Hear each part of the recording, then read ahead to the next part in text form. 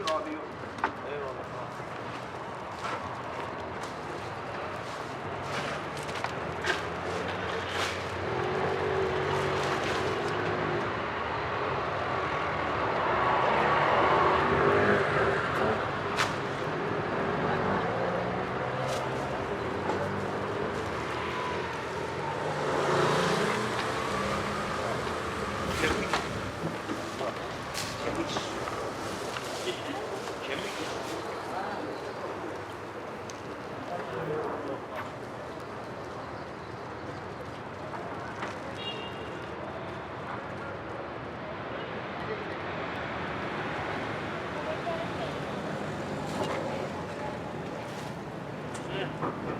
Sarı köpek sağlam ha.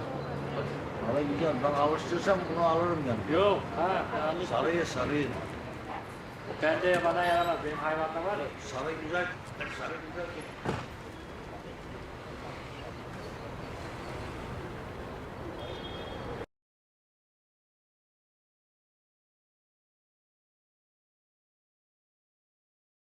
Hi, Elizabeth. Obviously, love your film, love your documentary.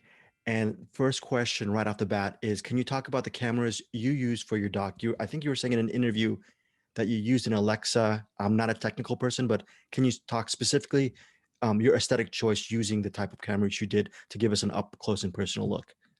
Yeah, I actually used two cameras. I got grants from Rooftop Films and then also Alexa Airy. And I used the C300 Canon and then the Alexa Amira camera, which a lot of fiction sets use, and also vintage Cooke lenses.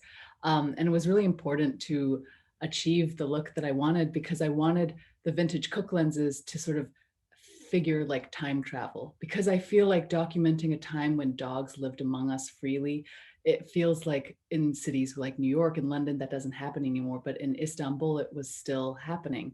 And so this nostalgic element was a part of the visual look. And then in terms of sort of the beauty of the camera and what an Alexa brings to a film like this is, I really wanted audiences to associate sort of Zeytin, our protagonist who's not human, who doesn't speak, to give her the sort of same benefit of doubt that you would an actress in front of the camera, like a close up, around her eyes and her face. You'd read into her expressions the same way you would an actress in an indie film. So that's why it was really important to shoot it the way that I did.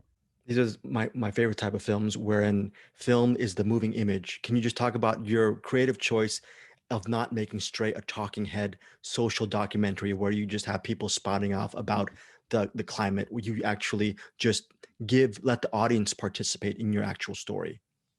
Yeah, I think as a dog lover and also a lover of film, I was always frustrated by past films that have sort of claimed to be about the animal experience or a dog's experience, but never truly embed in the perspective of the protagonist to respect, non-human beings at that level. And I feel like as a filmmaker, it was my duty to try to at least sort of invite audiences into a different worldview where your gaze into the world is literally defamiliarized because you're seeing the world from 2 feet instead of 5 feet or 6 feet. And that was really important to me because I wanted the narrative and gaze of the film to be recentered around non-human beings, away from the way that we tend to see the world, where humans are at the center. Up and coming filmmakers or colleagues ask you, what is the key to actually embedding yourself into the world of a subject? I'm sure there's no quick fix answer, but what kind of dialogue do you have regarding how to actually become part of that world you're documenting? I think with the case of Turkey, because I'm not Turkish and I'm completely an outsider, I'm from Hong Kong originally and have migrated to or emigrated to the United States. For me, being a foreigner and being an outsider was actually a real boon to the filmmaking process, I think. And also because the film was about dogs, it sort of helped everyone's guards come down, the people who are around me. I think a lot of the conversations that the dogs eavesdrop on, the human ones, the human dramas that are occurring around Zeytin and Nazar and the main characters, I might not have been able to film them had I not been an outsider and not understood the language. And that's part of what I love about documentary filmmaking. It takes you to cultures and ways of life that I wasn't brought up with. And I feel like there's so much to learn from different cultures. And yeah, because they were dogs, if you're good to them, they're going to be good to you. So in that way, it was quite simple to embed with the dogs.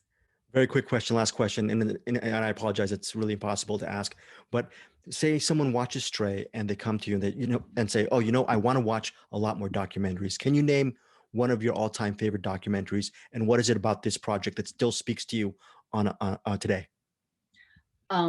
It's actually a really recent one that I would recommend everyone go see. It's Viktor Kossakovsky's Gunda, which is being released by Neon. And it's just this black and white immersive portrait of the life of a pig on a farm. And it's incredibly beautiful. I've never seen a film as beautiful as this. And obviously, as somebody who cares a lot about non-human rights, it was so moving. It's one of the most important films of the decade because it's dealing with what I think is one of the next social justice frontiers, which is expanding our moral consideration to not just other races, genders, sexualities, but also non-humans.